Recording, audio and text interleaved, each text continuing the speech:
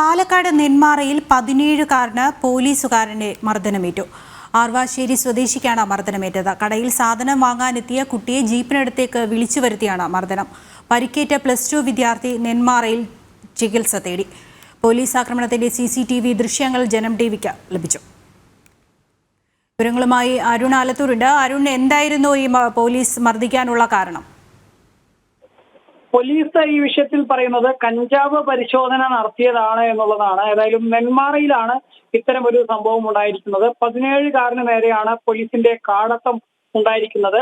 Police ജീപ്പിലെത്തിയ ഉദ്യോഗസ്ഥർ 17-കാരനെ ജീപ്പിലേക്ക് ആദ്യം മുടിയിൽ പിടിച്ച് വലിക്കുകയും തലവെച്ച് പിന്നെ വണ്ടിക്കകത്ത് വെച്ച് തന്നെ മർദ്ദിക്കുകയുമായിരുന്നു. +2 വിദ്യാർത്ഥിക്കാണ് ഇത്തരത്തിൽ പരിക്കേറ്റത്. ഈ വിദ്യാർത്ഥി ഇപ്പോൾ ചികിത്സയിൽ കഴിയുകയാണ്.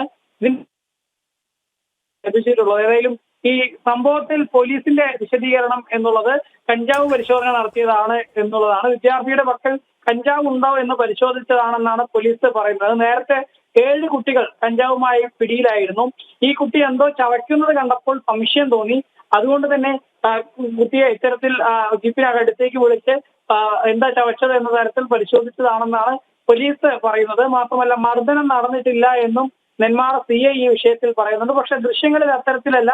കൃത്യമായി തന്നെ മുടിയിൽ പിടിച്ച് വലിക്കുന്നതും പിന്നീട് ജീപ്പിനകത്തേക്ക് തല ഇട്ട് കൊണ്ട് മർദ്ദിക്കുന്ന തരത്തിൽ കുട്ടി പിടയുന്ന തരത്തിലൊക്കെ നമുക്ക് ദൃശ്യങ്ങളിൽ കാണാൻ സാധിക്കുന്നുണ്ട്. ഈ സംഭവവുമായി ബന്ധപ്പെട്ട് പാലക്കാട് SP ഉൾപ്പെടെ പരാതി ലഭിച്ചിട്ടുണ്ട് എന്നുള്ളതാണ് നമുക്ക് മനസ്സിലാവുന്നത്. പോലീസിന്റെ ഭാഗത്തു നിന്ന് വീഴ്ച ഉണ്ടായിട്ടുണ്ടോ എന്ന കാര്യത്തിൽ പരിശോധന നടത്തും എന്നുള്ളതാണ് ജില്ലാ പോലീസ് മേധാവിയായ പാലക്കാട് അരുൺ ആലത്തൂരാണ് വിവരങ്ങൾ നൽകിയത്. പാലക്കാട് നെന്മാറയിൽ 17-കാരനെയാണ് പോലീസുകാരൻ ജീപ്പിനകത്തേക്ക് വലിച്ചു കയറ്റി മർദ്ദിച്ചത്.